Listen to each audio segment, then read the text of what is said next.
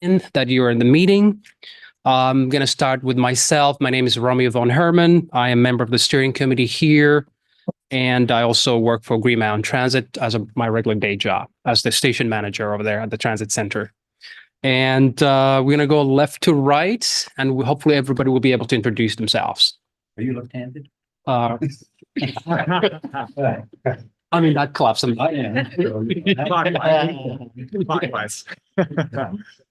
I'm Dale Azaria. I'm on the steering committee and I am not left-handed. That's right. Instead of the pronoun, just say, "Let your hand." I'll capture that in the minutes. Everybody's, dexterity. Neither opponent on the steering committee and I'm not left-handed either. Oh, boy. I started.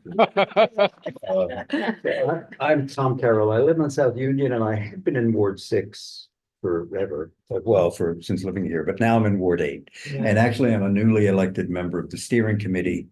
And I'm here to introduce myself in that capacity. And maybe at some point I'll have a chance to make a comment or two about that and a suggestion or two if you're open. Welcome back. I'm Megan Epler-Wood. I'm a member of the community, live in South Union in Ward 6, and I'm going to be talking tonight about green infrastructure. I'm Nancy Harkins and I'm a member of the steering committee. I'm Nick Anderson. I work at Champlain College. I'm your host for that. I don't need to introduce myself too much apart from there's a couple of bathrooms right here if you need them. Exits are where you came probably or down the end. And downstairs is a drinking fountain if you want a drink. Thank you. Thanks, man.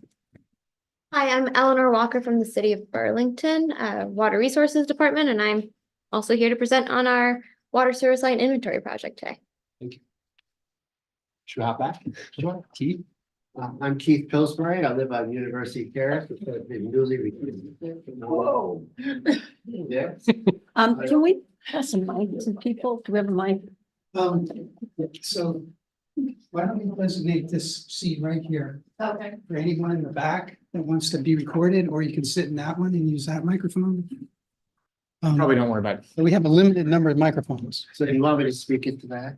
Yes. Okay.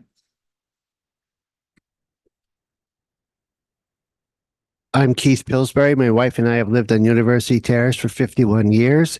We are former Ward 1 residents and former Ward 8 residents, and we still live in the same house. Romeo and I were our former Ward 8 steering committee members, and now we're here in Ward 6.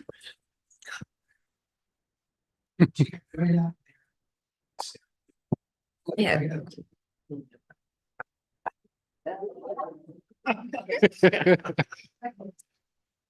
Oh, I'll go the other way. Here we go. Hi, everyone. My name is Sarah Hernandez-Tim. I am with the Burlington Police Department as their Public Information and Community Engagement Officer. I'm Joel Hacken. I live at 352 South Winooski. And Wendy Hacken at 352 South Winooski in Ward 6. We're new members. Where's this going? That's bad. So you're too tied up. I'm Mills Forney. I live on Kingsland Terrace, and I'm also a member of the steering committee here in Ward 6. I'm Sue Burton, and I live on Bayview Street, and I've lived here for Quite a few years. Yeah. Oh, I'm Jan Schultz and I live on Bayview Street with Sue. But I've lived there longer than with Sue. I started in 78 on Bayview Street. Joel Baird, South Winooski Avenue. And Michelle Baird, South Winooski Avenue. Greg Eplerwood, South Union Street, and Ward 6 clerk. John Van Dyke, South Prospect Street. Mary Twitchell, Redstone Terrace.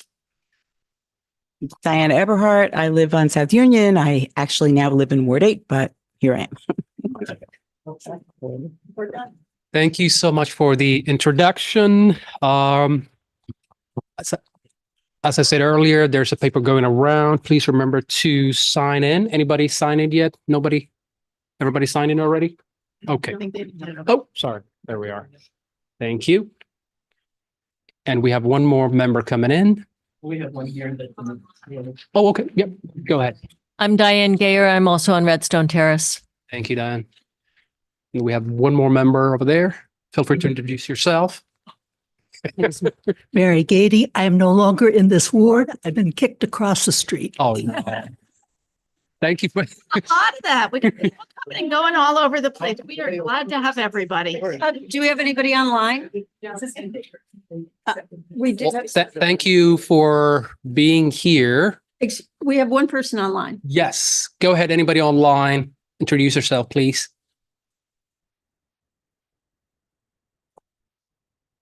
Eileen. She needs to take her, microphone. Eileen, you're muted. yeah. And unmute yourself. Oh. Hi. Are you guys talking to me? Yeah. Yes. Hi, this is Becca Brown McKnight. I'm the city councilor for Ward 6. Thank you, Counselor. And Eileen Underwood. Has to unmute herself. And unmute yourself, please, Eileen. Hi.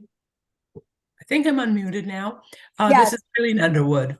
I live on Parada Place. Hi, Eileen. Thank you, Eileen.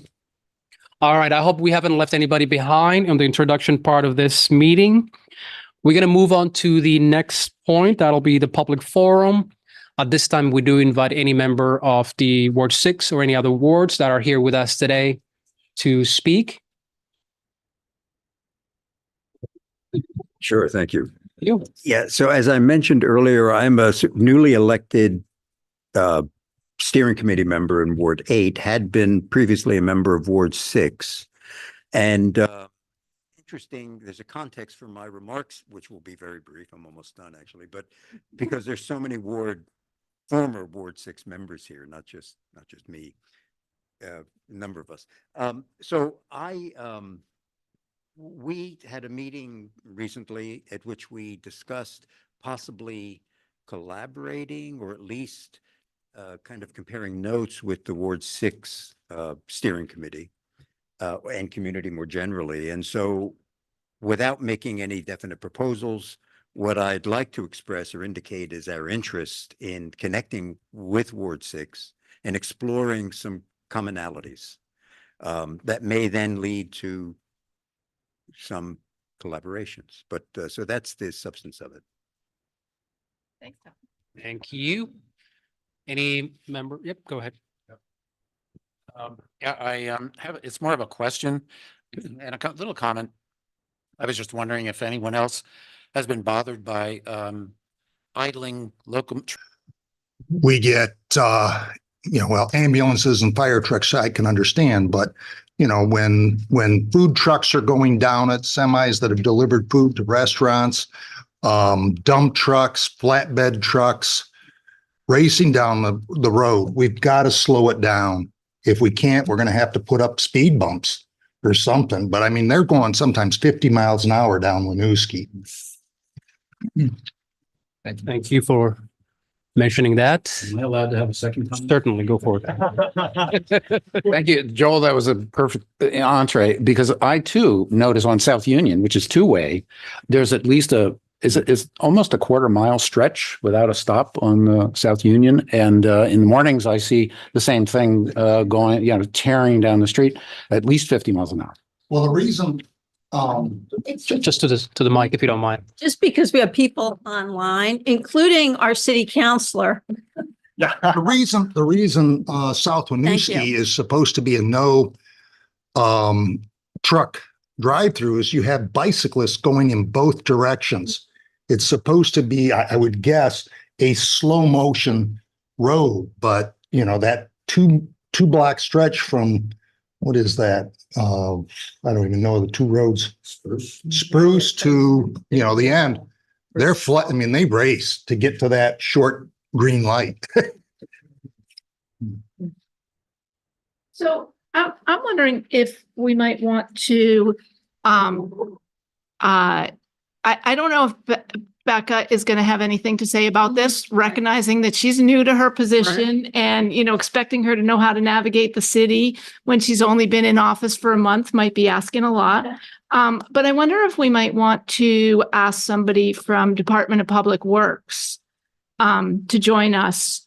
I have a feeling that it's more for them than for the police, but I wonder what other people, maybe who know the city better than I do, think about that. Did you read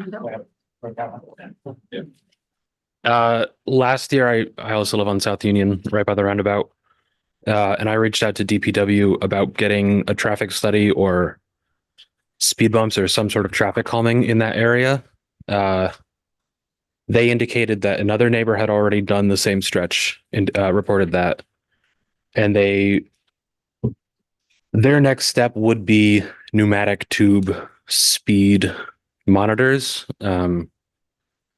But that was like a 6-month lag time. And I live on the stretch that they would have done it. I don't think they ended up doing it. So maybe just getting more people petitioning.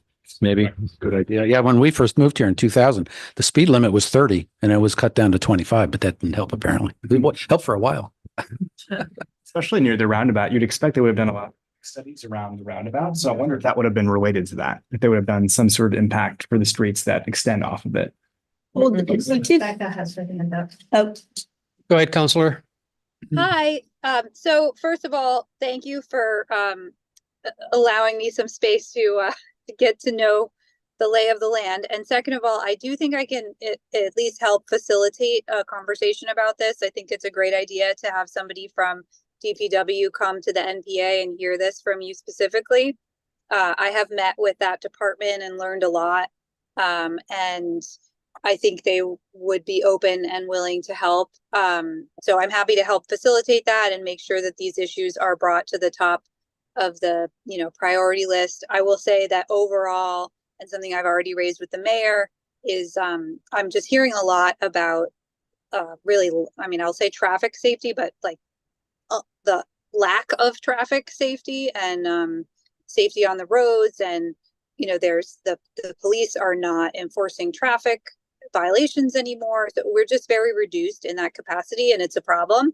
And this is not the first time I've heard about it. So it's definitely on my mind. I know it's on Mayor Mulvaney Stanek's mind, and I think we need to keep raising these issues and get some help. I will say we had.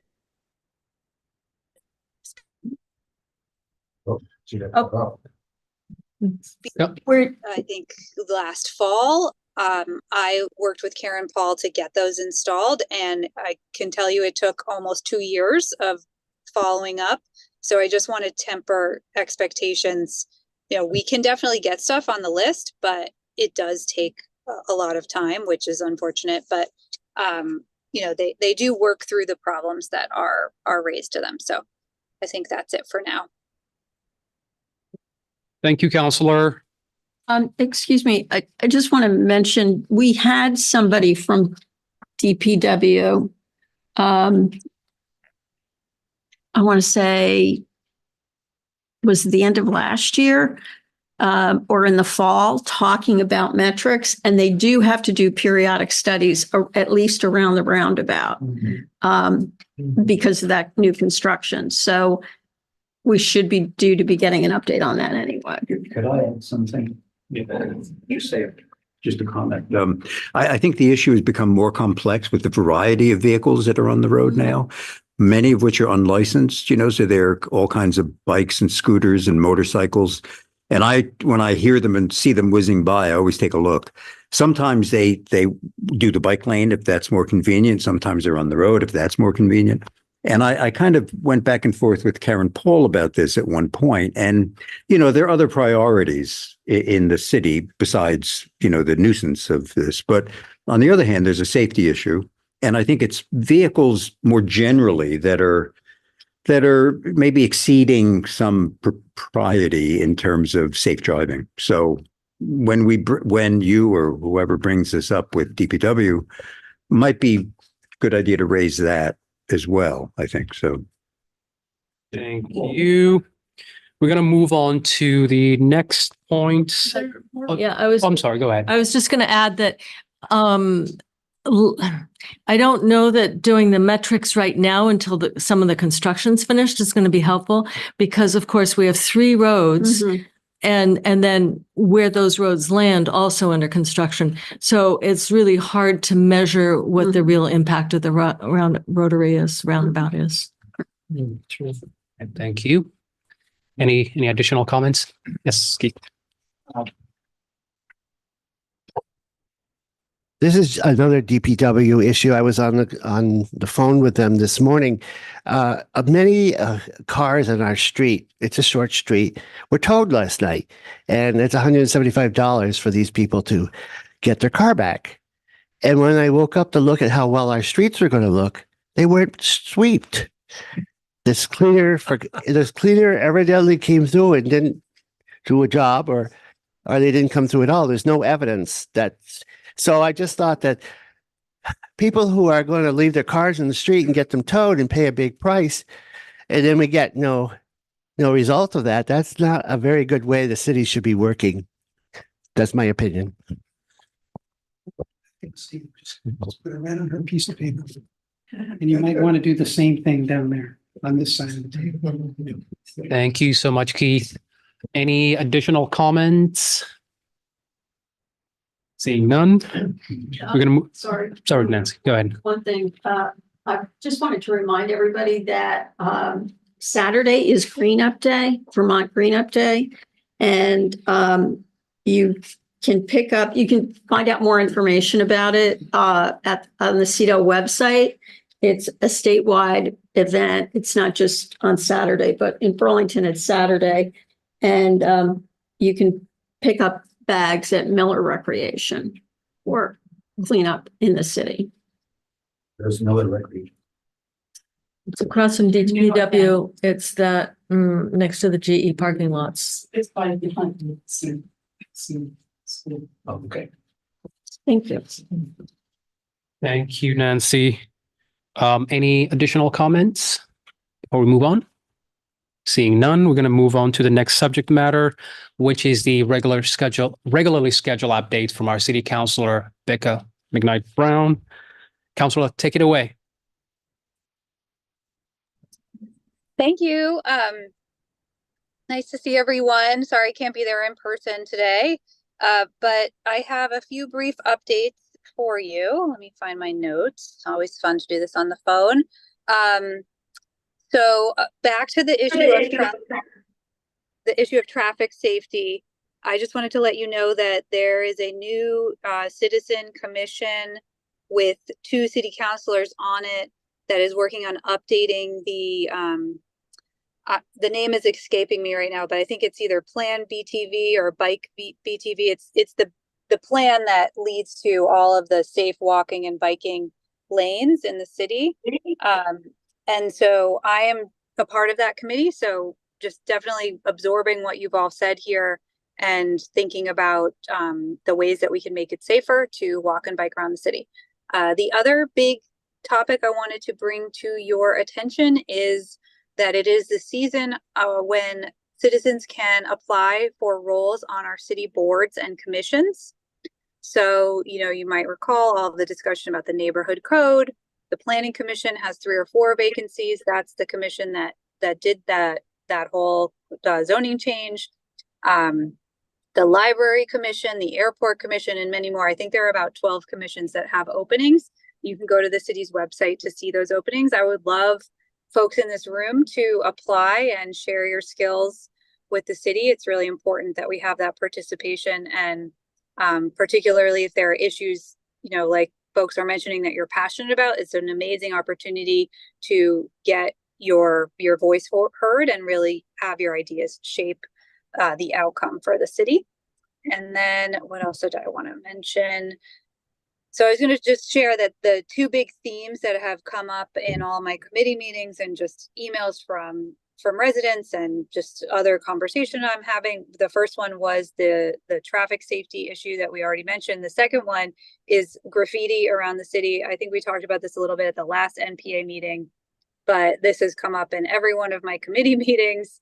And I'm trying to formulate an idea where we move towards a kind of formalized program of murals throughout the city and partnering with artists. And I'm excited about that idea right now. It's really just a kernel of an idea, and it's probably going to take 3 to 6 months to really bring anything tangible forward. But it's something that's just been coming up, and one of the things I'll try to do here is to just share themes that I see since I get information from a lot of different sources. That's everything I have for today. There's also a city council meeting on Monday, this coming Monday, May 6th. The agenda has only just been released, so I'm still digesting the whole agenda, but I will post on French Porch Forum a kind of a key highlights of that, and always welcome your feedback. Happy to take, well, I guess I'll leave it to the NPA steering committee on whether anyone can ask questions, but I'm happy to answer anyone's questions. Thank you, Counselor. Any questions for the counselor or suggestions or comments? Anybody? So, as a new counselor, what are your impressions of the city? I would say that's a great question. And it's but not just a new counselor, but I'm somebody who's entirely new to city government or government. I mean, I've been a follower of government and a participant in certain ways, but the whole arena is very new. I'm very hopeful. I think that during the campaign, I was really struck by all the conversations I had with folks and the real feeling of camaraderie and community building. And there's just a real consensus that everybody needs to step up and do their part. I still feel that way now that I'm here. I will say, and I think it's definitely been a time of transition. I'm eager to hear what Mayor Mulvaney Stanik's sort of I know her main priorities right now are budgeting and public safety, but I'm eager for her vision kind of for the city and I anticipate she'll be laying out a pretty specific plan for the next year or so. I'm looking forward to seeing those details, because another thing I'm learning is that a lot of what we do on city council is somewhat reactive. For example, with the budget, the mayor's office as well as the Board of Finance kind of puts budget options in front of us, and then we say, okay, can we change this, and this? But so I'm kind of just learning that dynamic, and then really thinking about, I'm working with the other Democrats on you might call it like a policy agenda of what are the 3 to 5 concrete items that we really want to see forward progress on, and what are our best avenues for affecting that positive change. So I would say I'm off to a good start. I'm having a great time and I'm learning a ton, and overall I haven't had any contentious situations. I'm sure that will come, but it's been very positive. Thank you, Counselor. I have a quick question. As you are aware, I do work in the downtown area. I noticed that there's an uptick of disturbances happening at the library, and I think they made that to the news as well. And I just wanted to gather your thoughts. I know the new mayor, despite the budget shortfall, I think public safety is also on her mind, and yours as well. I just wanted to gather your thoughts on that and what's going on and what you're thinking. I have noticed an uptick. There's an uptick in a lot of things right now with the weather warming up, whether it's, public safety incidents at the library, more graffiti, more encampments popping up. And I find all of it concerning. That's an area where a lot of what we do there, we have our city ordinances on the books, but it kind of comes down to the tone that the mayor's office sets in terms of how we decide to enforce those ordinances. So, we're waiting to see if the mayor is going to have a different approach than the Weinberger administration did. So, jury is out on that. But as you many of you know, I'm a mother. I have 2 kids. We go to the library all the time. It is, I view it as sort of one of the crown jewels of Burlington. It's an incredible historic institution. It's absolutely not okay with me that there are violent or disturbing incidents happening in what's supposed to be a really safe, a beloved public space. So I think that should be prioritized. And I'm glad you're raising that up, Romeo. If there's anything I can do to help address some of those issues, I certainly will. Thank you, Counselor. That reminds me.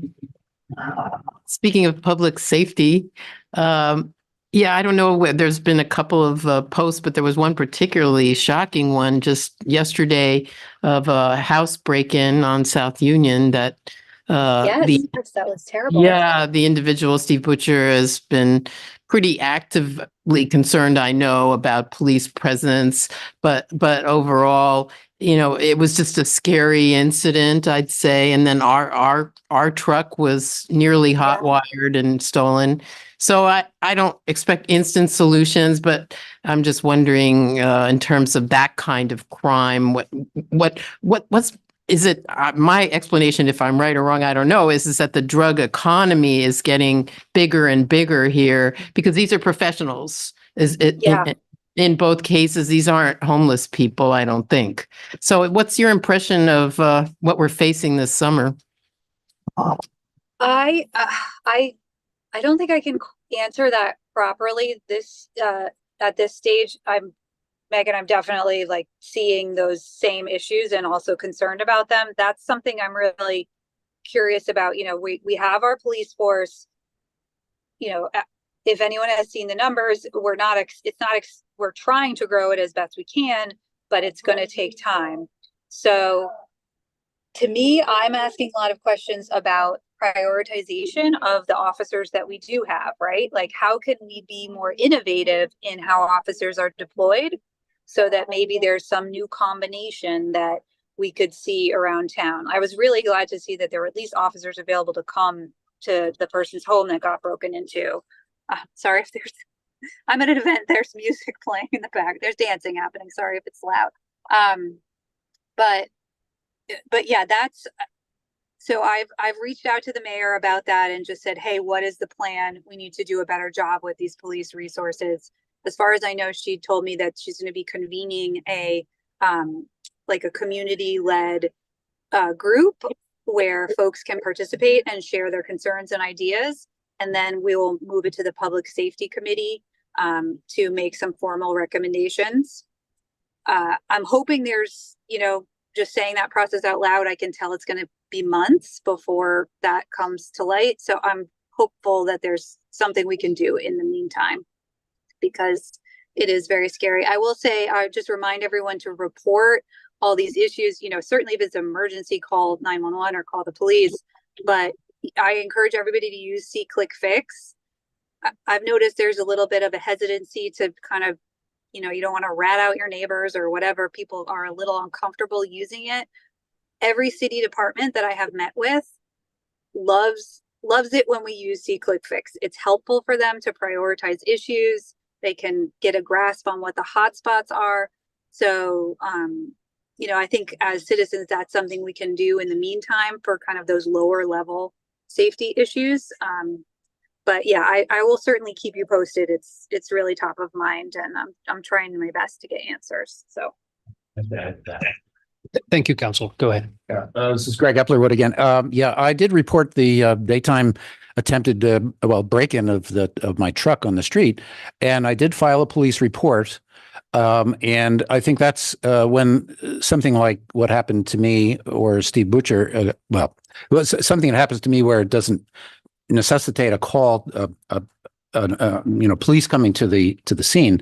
It's important to file go onto the online on the website, file a report, get a case number, and even though there wasn't anything they could do about mine because there was no evidence, photographic or physical, it's still on the record.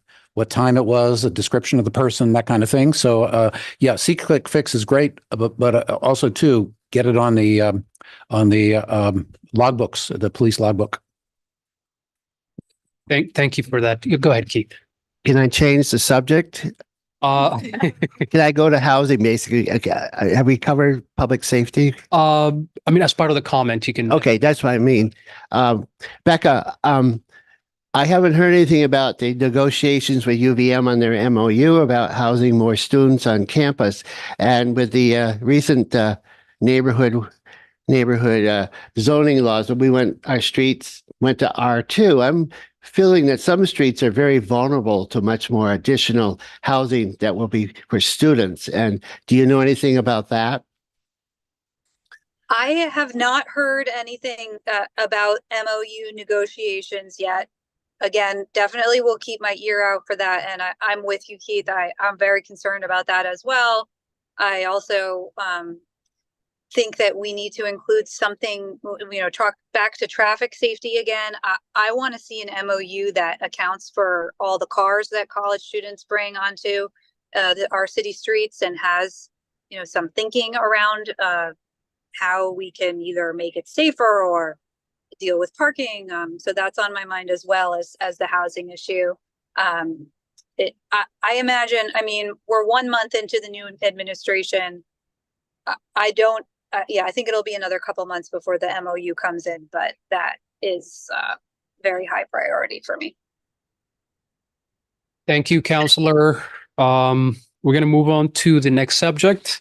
That is the Burlington Water Resources Water Service Line Inventory. And I think we have Emily here. Eleanor. I apologize. Take it Emily away. is my colleague. I do believe Emily sent in slides though. Yeah. Perfect. Okay. Now you're here. So I am the Water Resources Policy and Programs Advisor with the city, and here to talk to you about the Water Service Line Inventory Project. And next slide, please. So this is primarily a water quality project, so just a little bit of background.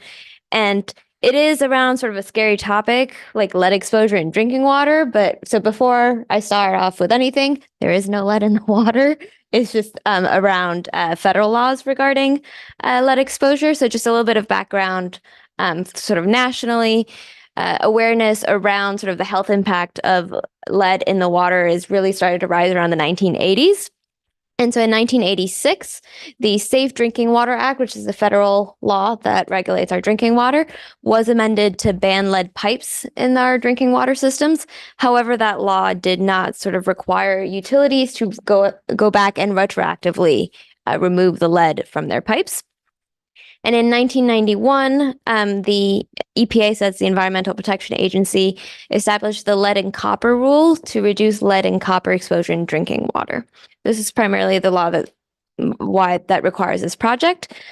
So this rule establishes maximum contaminant levels for lead and copper in drinking water. And it requires water systems and utilities to implement treatment techniques if more than 10% of samples exceed maximum levels. Next slide, please. Before you go on, I live in an old house, and the copper pipes have lead in the solder. Mm-hmm. So could you talk a little bit about that? Yes. Or will you get to that? I will get to that. Yes. Okay. So in terms of what Burlington's done for prevention for lead exposure through the water, so we've sort of always been ahead of the curve, luckily. So in 1982, Burlington began sampling drinking water for a few metals, including lead, copper, iron, zinc, and cadmium, following EPA procedures.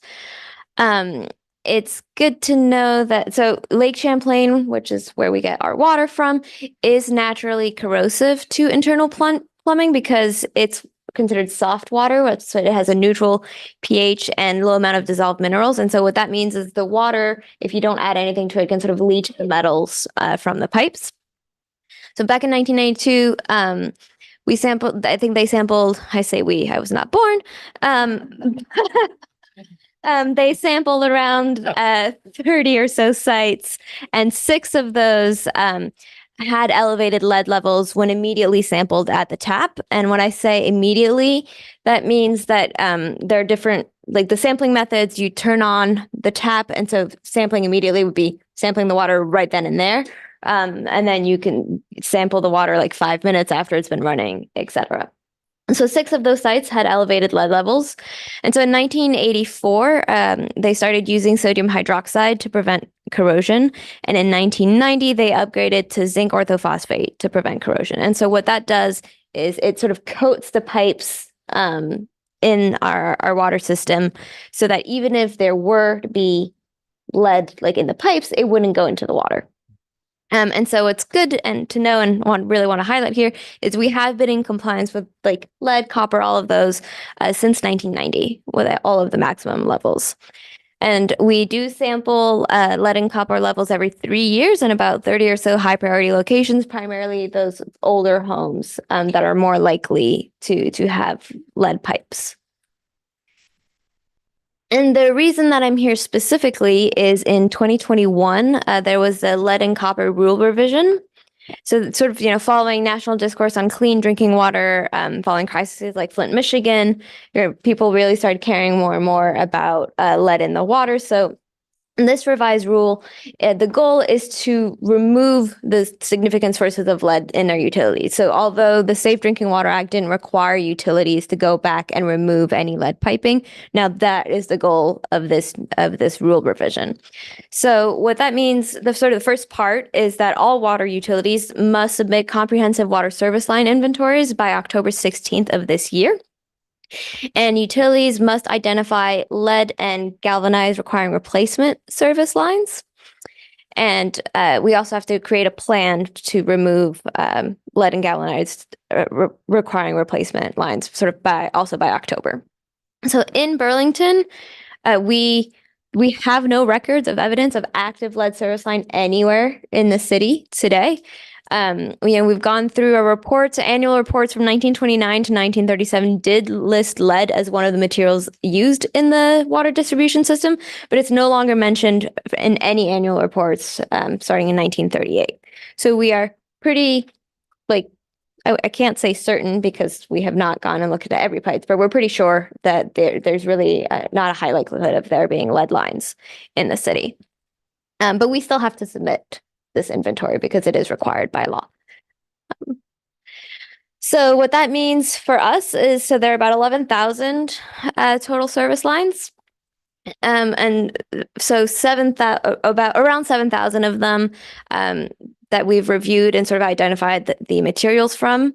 We still have about 2,000 lines that are reviewed, and we're not sure what the materials is because the records were hard to read or they got lost or something like that.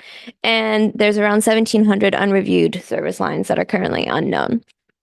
So what we're doing is we're actively going through all of our records. I think we're almost done reviewing all of our records to sort of do the initial, look through of what the materials are. We are asking customers to identify their lines. And so I have a few materials here, including how to identify your water service line material, a little bit more about the project here, as well as our last annual water quality report, if you're interested. So that one of the main things that ways that we're getting this information is by asking you to sort of go in your home and see what your service line is made of. And then we will have in-person inspections. You'll have people probably from the water meter crew with easily identifiable, City of Burlington vests, especially for people who need some help identifying their service lines, or for people who we still have an unknown line after completing the survey. Next. So that is sort of our timeline. So we, I think, started talking about this project in November of last year, where we told people about the project through the on-tap newsletter, which people receive through their water bill. We started reviewing records and we're actively compiling responses. So up until June, and then from June to September, we're going to be doing direct outreach to people who haven't responded to the survey or who have unknown lines. And then we're submitting the inventory in October. And then after that, we will be publishing a map on our website that will be able to show you our results. Next slide, please. So how you may have heard about this project already. So I mentioned we talked about this project in the On Tab newsletter in November. We did mail postcards to every address in the city of Burlington, as well as to landlords who own property in Burlington but don't live here. We've done a few front porch forum posts, the survey forum, the survey how-to, which this is the survey how-to, as well as frequently asked questions are on our website in many languages. We're also partnering with other city programs, including the Burlington Lead program, the Fire Marshal, Code Review, and CEDO, just to make sure that our message is the same and reaches as many people as possible. We plan on partnering with, and I think we talked to UVM today actually about just, with other large landlords, and our customer care team, as always, is, ready, willing, and able to answer questions. And so this is a little bit of an update. So far from December to April, we've received 983 responses. I've highlighted the Ward 6 responses in dark blue. So far from this ward, we've had 171 people respond. That's great. Thank you, guys. Most of the lines are copper with some galvanized, a few plastics, some iron, some unknowns. That's generally if people weren't able to get to their service lines, but there are no lead lines. And I will say this again, there are no lead lines. So that is it. And then next slide. I'm not sure if it says it on a slide or not. No, those are example survey photos. We do have a raffle going. So if you submit your survey, we pick 2 winners every month that get a local, I believe it's $50 gift card to a local Burlington business. So do that. So we just wanted to show a couple examples of sort of the types of photos information that we're looking for. So this is a good photo. So you can see that it's well lit. It shows the service line is the green square there at the bottom. It does help us if the water meter is visible, but it's not too large and it's not too zoomed in. So this is sort of ideally what we want to see. This is an example of a not so helpful photo. Because it's kind of hard to see what's going on. We can't really see the service line entering from the floor due to the angle, and it's taken kind of far away. So I can't see this and tell you what the service line is from that photo. I think next is another well lit photo. So again, we like this. I just want to clarify, these look all like they're in a sort of basement or utility room. Yes. They're all inside. Yes. Okay, I just wanted to make sure I understood. Yes. And this, there's a little diagram here. So generally Did ours already. I just was making sure I understood what you were saying. Yeah. Picture hasn't come up yet. When I'm watching, I'll just see it's a lot dirtier than any of the examples we've seen. But yes, your service line will generally be in the basement or utility, primarily in the basement. Next slide. Okay, and I think that's it. But to get back to your question about the lead solder, so there can be other sources of lead in your homes. So this project is for the sort of the public system, right? So the service line is the line that connects your house to the water main, and so that's what we're looking for the material of. There are older homes that can have lead in their pipes.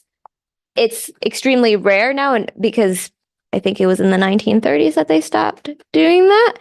There can be some lead solder, which are tiny portions of lead around some of the fixtures, but that is why we have zinc orthophosphate in the water. So that small amount of lead isn't considered doesn't make a line a lead line, because it's the fact that we treat the water means that you won't see any of the lead. But if you are sort of concerned about potentially having lead in your water, I'd refer you to the Burlington Lead program, because they can sort of help you set up with someone who can come to your house and look at different potential sources of lead.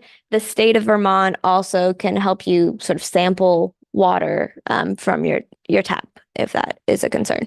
But again, we have no active records of lead, and the state of Vermont itself has taken a lot of steps to prevent lead exposure through drinking water. So, for example, and all types of like new fixtures now, they don't have lead in it, but it's for a long time, I'd say since the 70s or 80s, that something, there are really strict regulations as to what can be considered lead free, what's the maximum amount of lead that can be allowed in any sort of metal that would go in plumbing into your house. And that as the last safeguard, we treat the water to make sure that should there be lead, if you are unlucky somehow, then it won't affect you because we already treat the water. I was told just to run the water until it's cold, but also, if you are worried, if there were to be, if in a worst case scenario there's lead and there's no zinc orthophosphate, then if you just run the water for at least 5 minutes, then that sort of eliminates any possibility of lead. So if I wanted to test our water, I mean, I know, and we send in the thing from the basement, but let's say we have dirt that comes through the line in the kitchen and we have orange water that comes through a secondary bathroom. Well, I would take samples of those and send them to the state. So I believe it's the state that would send you a sample kit. It is part of in the frequently asked questions, there's like a section that's like more resources, and there's a link directly to that program. Not somebody from the city that could come look at it. No, that is a state thing.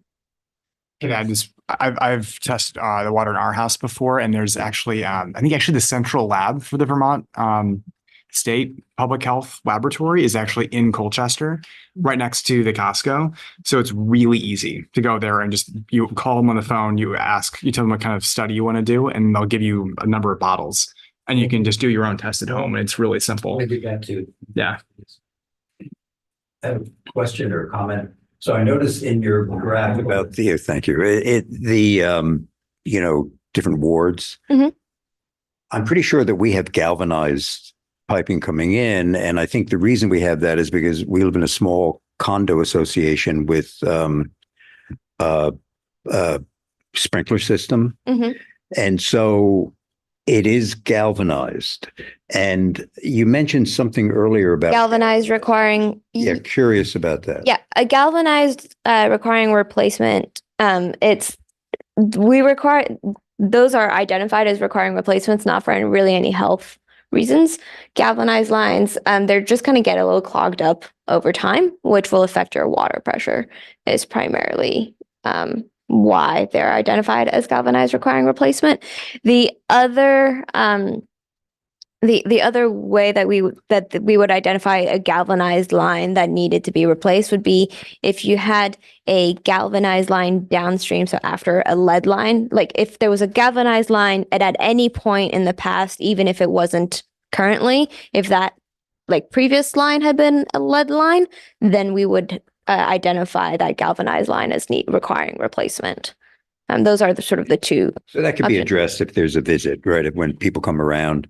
But generally we won't, just because it's a galvanized line doesn't mean that we're going to require replacement. The primarily the ones that are going to be replaced immediately were ones that were sort of downstream of lead in the past. And again, no records of that happening, but galvanized lines can sort of create water pressure issues. So we're just sort of identifying them as part of the inventory as well. Yeah, go ahead, Charlie. Quick question. Could you go back 3 slides, please? I'm looking for the pictures of the pipes. No, that's forward. First, really good. Okay. So what part of that pipe there is the city's responsibility, and what part of that pipe is the homeowner's responsibility? Yes. I'm gonna use this little, I know most people can't see it, but I have a bunch here. So here, maybe we can pass them down. But so the sort of the responsibility of the line in Burlington. So you have your water main, and then you have the service line, you have the curb stop. So it sort of goes water main, service line, curb stop, continuing service line and then sort of your home. So the first part, so the part that's water main to curb, that is, it is a shared responsibility between you and the city, well, the property owner and the city. And then the second part, sort of the curb stop through your house, that is your responsibility. That is the property owner's responsibility. However, if you have to do any work on it, you do have to get city permission. But ultimately, that is your responsibility. However, for the instance of this particular project, should it be lead or, a line that was downstream of lead at any one point that needs to be replaced, the city will replace that at no cost to you. All right. I do apologize. We got to move on to the next subject. Do we have either Megan or Diane here? Okay, perfect. So this will be the Green Infrastructure Solutions for Burlington and Health of Lake Champlain. Take it away. We have a slide for the opening and the whole presentation. Yeah, great. Hey, hi, everyone. I'm Megan. I'm going to just give a quick introduction and turn it over to Diane. I just wanted to talk a little bit about why we actually decided to do this presentation. As you probably all know, we're seeing a lot more rainfall. And so I decided to get a few statistics on the subject just to set the scene. So the Northeast region is projected to see an increase in precipitation on the order of 20 to 30%. Heavy damaging, and this is from our climate action plan for the city of Burlington. Heavy damaging rainfall events have, as we all know, increased measurably. We've all noticed that. And the frequency of those heavy rainfalls are what we're seeing is more and more frequent. Last summer, as we all know, we had historic rains, which in central Vermont were over 20 inches. And Burlington itself had a flood warning, not at the same time, but on September 6th of 2023. And there was an interesting comment from the hydrology report, which was that we have poor drainage, which is actually problematic for such episodes. Sounds pretty relevant, right? So we do know that such flood events equate to higher levels of storm water with a direct impact on our water infrastructure. Okay. And that means during major storm events, we see our waterfront wastewater treatment plant cannot always handle the amount of water coming through. And so what happens is that there's increased flow in the areas of the city where wastewater and stormwater systems are combined. And this ultimately means that untreated wastewater is sent directly to the lake. Now, every time we have one of those flash floody type storms, this probably happens. Okay. So given the age of our infrastructure, again, this is from a city report, these major storm events threaten the integrity of and I know they're working on it, but we still have some pretty old infrastructure. And so we can anticipate more washouts and flooding. So now to the current situation, which is we are trying to create more housing in our community and more projects and more development. And much of that is hardscaping. It's not greenscaping, right? So recent city council decisions to make our neighborhoods more densely populated via the new neighborhood code and also the South End Innovation District will ask us all, this is why we're here today, to consider how are we going to handle this storm runoff, because it's much more urgent than it was in the past.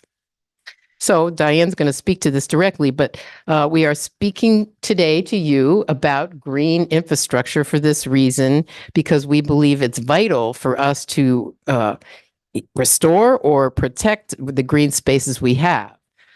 We will discuss what green infrastructure is and how it can work in Burlington to help protect us from flooding and help us to filter stormwater that is going into the lake.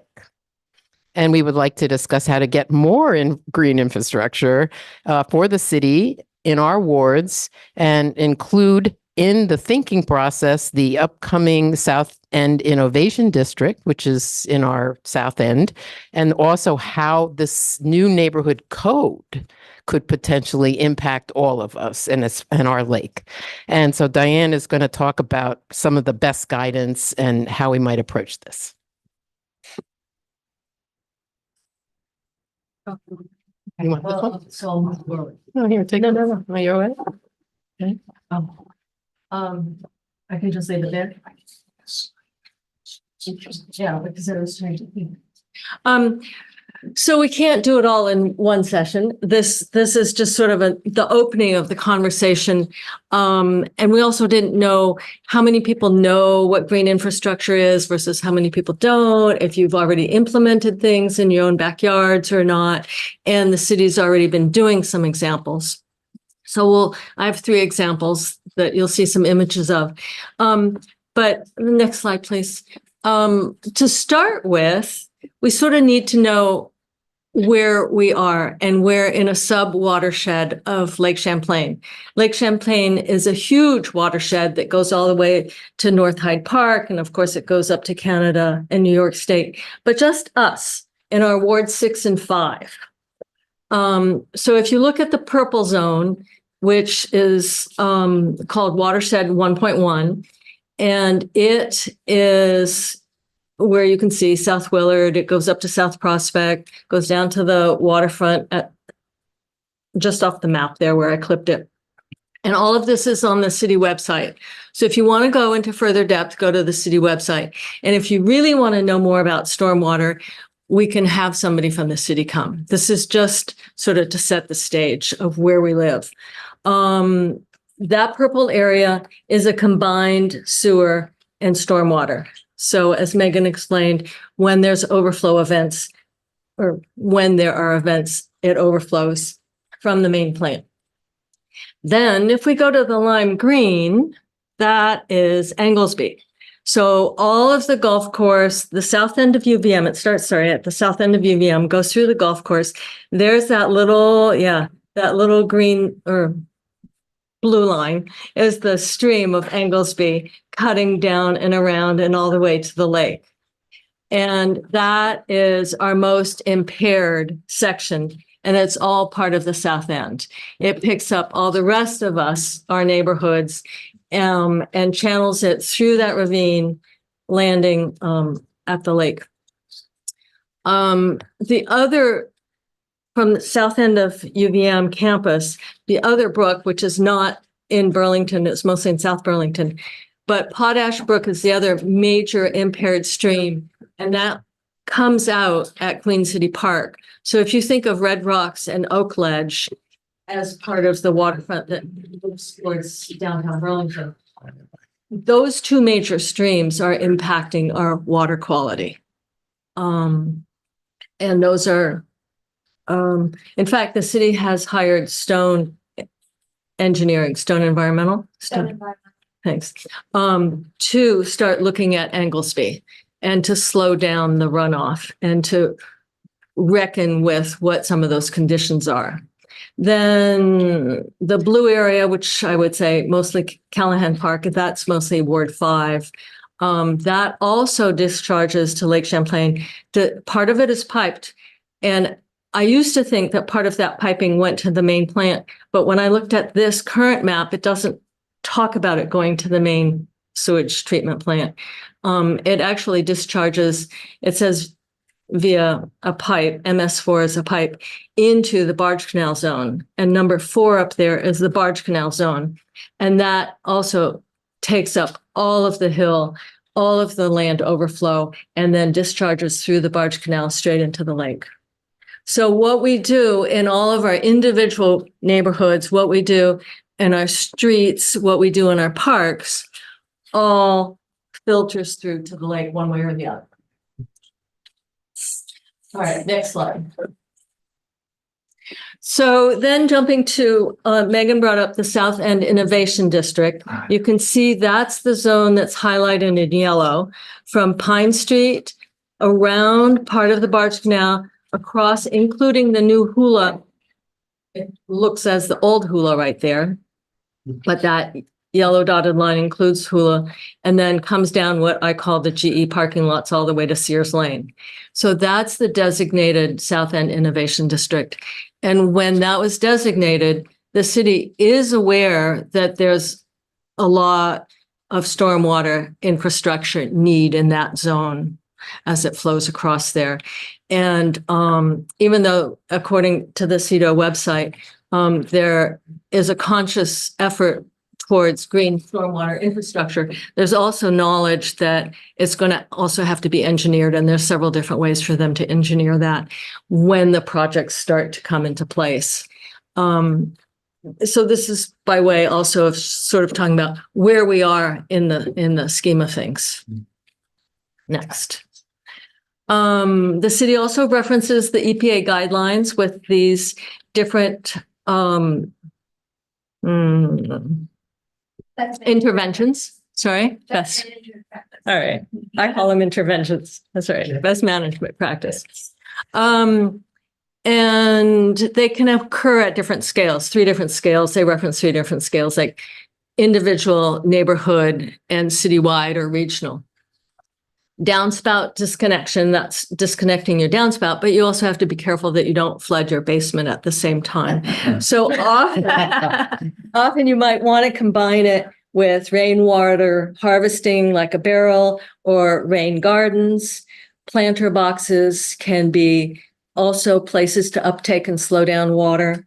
Bioswales, this little diagram is actually from a student drawing, and the bottom little bubble is the Fleming Museum. And that's the ponding in front of Fleming Museum. So there was this study of like, okay, let's allow the ponding there. And then let's also create these bioswales along all of the sidewalks so that all of that water is slowed down and goes through medium before it runs into our gutters and into our catch basins. Bioswales, permeable pavements. You may know what those are. Those are a different way of not creating asphalt and concrete, which blocks all the water from going in. But, even gravel is the most obvious, where it's permeable, but you can still drive on it.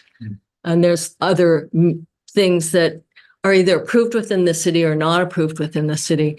And that is also changing when you start to look at the new codes that the city has that maybe are going in tandem with less parking requirement in our residential areas. I did look at that recently. Green streets and alleys, vegetating our alleyways, not that we have too many, vegetating our little strips in front of our streets, which didn't used to be legal. Now I think it's legal to slow down the water flow right in front of your sidewalk. Green roofs. Personally, I think all of our schools that have flat roofs should have green roofs and solar panels on them, but that hasn't happened. The urban tree canopy, I think you're all aware of urbanized tree canopies and some of our conflicts with that.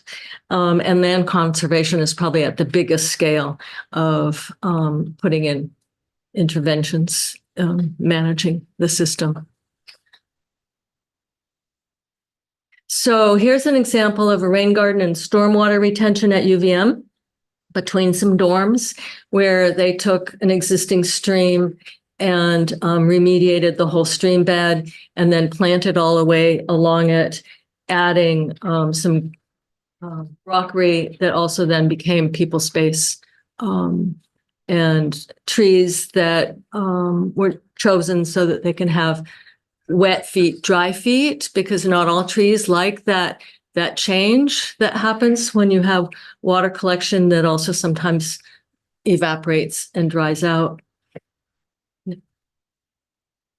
And then looking at a different scale, the waterfront could have these like floating mats that are both docks as well as floating mats and reeds to clean up and either become, let's say, at Eco Science Museum, you could have it part of a learning center, or you could create some sort of system like this in the barge canal to help treat all the water that's flowing through the barge canal before it enters the lake. And more urban example of where buildings meet, a larger stormwater retention that's part of a riverway, slowing the river before it enters another river. And then that had a park all the way around it so that you had shade and sun for both people and animals. And looking at the flow of the water and the flow of the people through an urbanized situation can also be a different version of how to implement the stormwater, for example, that's being collected along the new Champlain Parkway, which is all fenced. And so nobody can access it, as opposed to other conditions where you can actually access it and it becomes an amenity. And I think that's it. Yeah. So thanks, Diane. And we just wanted to conclude with where, what could we do as citizens? Happy to take questions. And one thing we are thinking of doing is also a presentation at Ward 5. That's our next action, I would say. And we wanted to mention the Green Up Day as well at the Barge Canal, which is coming right up as one way to get involved. And then overall, we discussed and we're still trying to decide what would be the most productive actions on this front. But what we thought about is guidelines for the upcoming South End Innovation District, for example, or even for our neighborhoods, as how to implement these things so that it's a more proactive as opposed to reactive approach. So. Yes. I think you've talked about plantings and things, and I think this dovetails very nicely with pollinator landscapes and development of those in the city. And that's sort of underway through the Grow Wild project, but also greenways, plantings on the greenways. What I've noticed is there's not much of that here in this ward, or Ward 8. But there's a fair amount in the old North End. A lot of sunflowers in the greenways and a lot of plantings that are pretty extensive. And I think people are aware of that. And I just wonder if promoting that idea of just doing some planting, especially along the greenways, before it gets into the road and down into the sewers, it captures some of that water.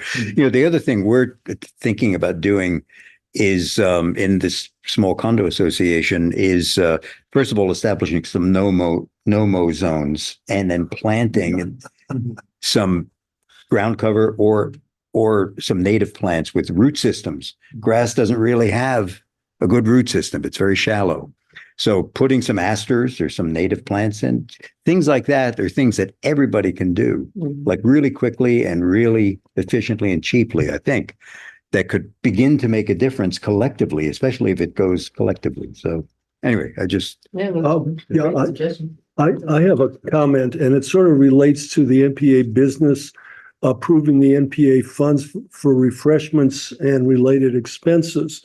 When the neighborhood planning assemblies were started by Bernie a long time ago, the idea was to actually take block grant money, real money, $300,000 or $400,000 in each of the neighborhood planning assemblies, and figure out how to use it for things that our neighborhood would like. And this would be a great example of just, the guidelines for the South End Innovation Center. Maybe we could fund some of that instead of buying ice cream for our NPA, and or even begin looking at speed bumps. Maybe we could fund some speed bumps on Winooski.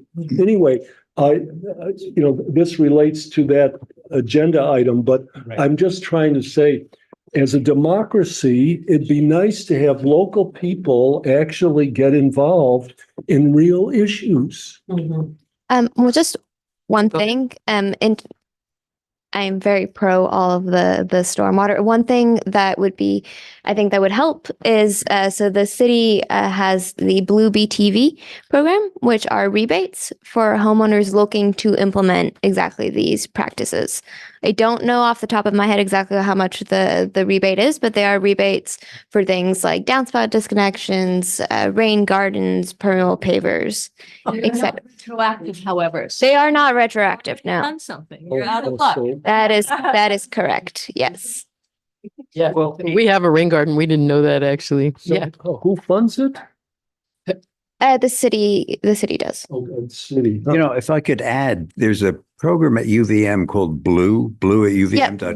Blue Beach. Yeah. Yeah. Yeah. they do- UVM is a partner. They're coming out to help us with our problem with groundwater. They're focused on stormwater, but they work with an engineering firm in town, and they'll advise you about how to capture water and how to channel water. Yeah, as part of the program, you can get a site visit to sort of assess which of these best management practices would best suit your home and your goals, and then you can choose to move forward and then get a rebate after you're done. But yes, it is not retroactive. Thank you. Quickly, we have, Comment. if you don't mind, Keith, real quick. And then we gotta, First one is I Ward 1 did that program, the blue thing, quite a few years ago, and it was very educational for our land, homeowners. And I would highly recommend we talk about that again. The second thing is talking about infrastructure. Some of us live next to the reservoir that's close to 100 years old or more. And I'm just wondering if anybody's taking care of the infrastructure there.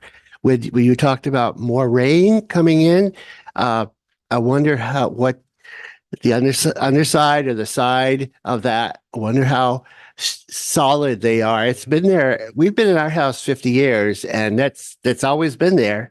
We reworked it a while ago, not 50 years ago, but What? they reworked it. What did they do? I don't know, relined it. There's something in. Okay. Put a roof on it. They put a roof on it while we were there. That's 50 years ago, but I'm talking about the walls and whatever you want to call it, it's holding the water in. I don't know. I did a click 2 weeks ago because I thought about that.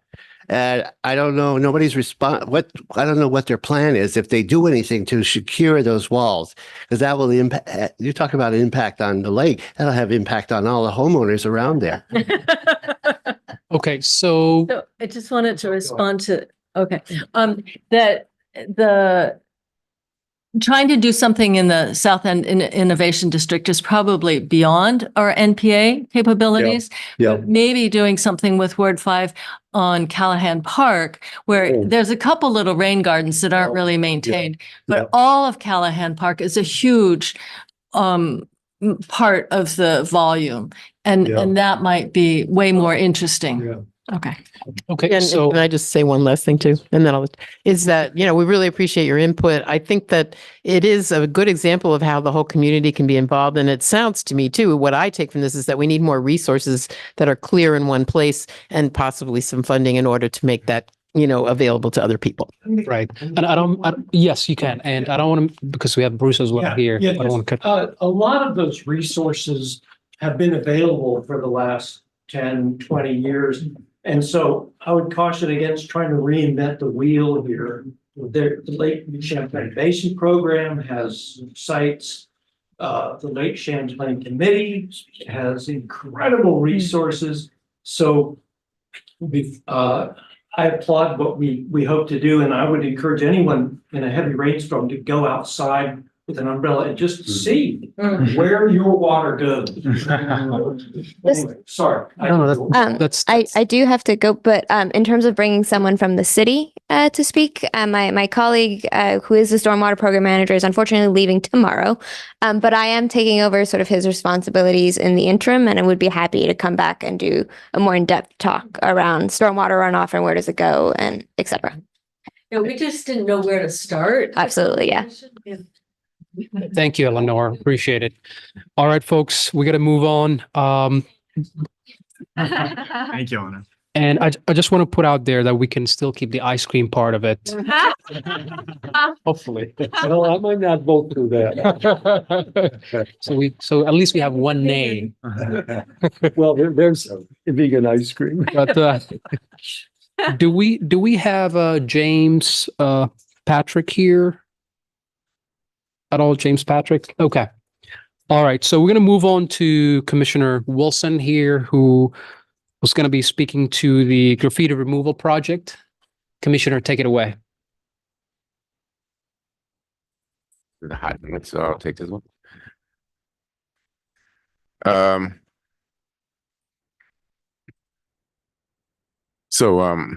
I think I'll just go over it.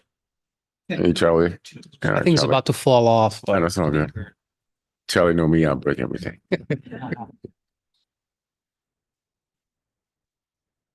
I can hold two. Either way. So I think I'll just go over a little bio about who I am. So I'm Bruce Wilson, and I've been in Vermont since 1989. I'm originally from Chicago, Illinois. And so I grew up there in Hyde Park. I graduated from Northwestern University with a degree in psychology.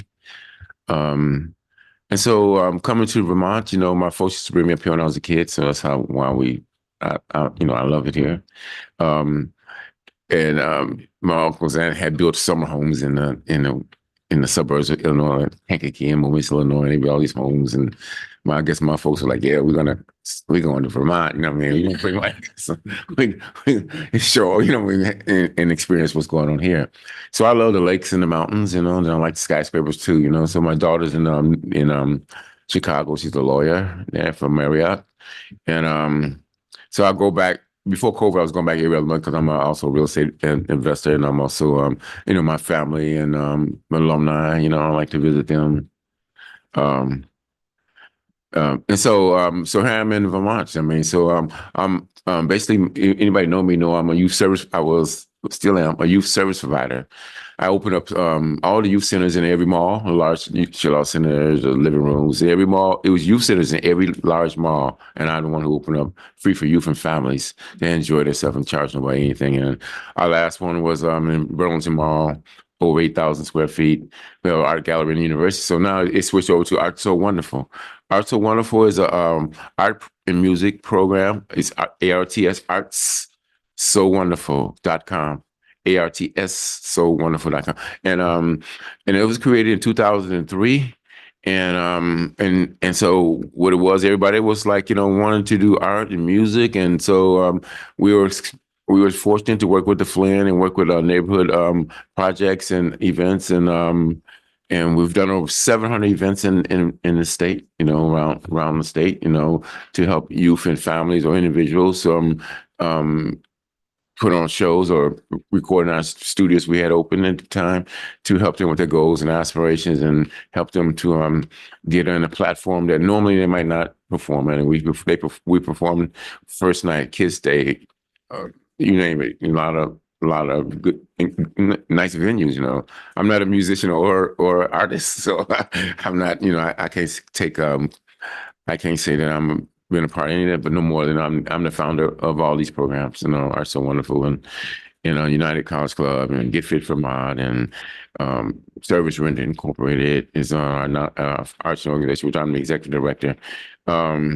Also, I'm just going to go a little bit because it's a lot. Anybody want to know about me can just Google my name, Bruce Wilson. It's easier to learn more about me, but the governor appointed me. I'm also a human rights commissioner for the state of Vermont. I'm a commissioner for City of Winooski. I'm on the board of directors with Chittenden County Regional Planning Commission. So when you're talking about this project, I know a little bit about it. I'm not smart because I represent social economics and housing for the board of directors for representing 19 municipalities for Chittenden County Regional Planning Commission. I'm on Richard School District Anti-Racism. I sit on Justice, Equity, Diversity, Inclusion board for Green Mountain Transit. There's another other commissioner there, Romeo. And so I sit on a lot of different boards and a lot of Vermont Department of Health, Vermont Mental Health. I sit on that standing committee. And so In 2003, this how this art so one our graffiti abatement program was created. I'm one of the founder members of the Community Justice Centers in Burlington, so I helped put that together. That was in '98. And because of that, there was a lot of graffiti around there in '98, you know. And so basically, I believe in restorative justice. So it was important that we get the graffiti cleaned up. And a lot of people was referred to community justice centers, restorative justice panels to help figure out how these individuals gonna make amends to the community or individuals that they offended. And so and they bombed what they call bomb the wall, all the graffiti and stuff everywhere. And so we said, I said, well, let's go clean up the graffiti, right? And we use community members and the owners of the businesses because that's part of restorative justice, that if somebody bomb your wall, you want them to come out and help you too. So community will come out and help, just like one of your things that you guys want to do, come out and help the community clean up the graffiti, because if somebody bomb your wall, put graffiti on your gate or your fence or your building, you want us to come help, people to come help you too. So that's part of restorative justice. And then so I decided that, part of the restorative justice was also because these guys and gals want to be like artists, graffiti artists. That's their whole goal and objectives. They just didn't go like, Johnny loves Jane, they just, they just didn't want to put that. They wanted to put something awesome up on the walls, right? And so part of their community service opportunity, maybe they had 50 hours hypothetically, and we say, okay, let's clean up that wall, right? Get that clean. And then guess what? You're gonna do with the other 25. Now you can put a beautiful mural up there. And so that's why you see 60% of the murals in Burlington, over 60% of them are through Art So Wonderful. We also in 2010 created Art So Wonderful lecture boxes. So all those lecture boxes you see is through our program and through our partners in South Burlington, Catherine in South Burlington.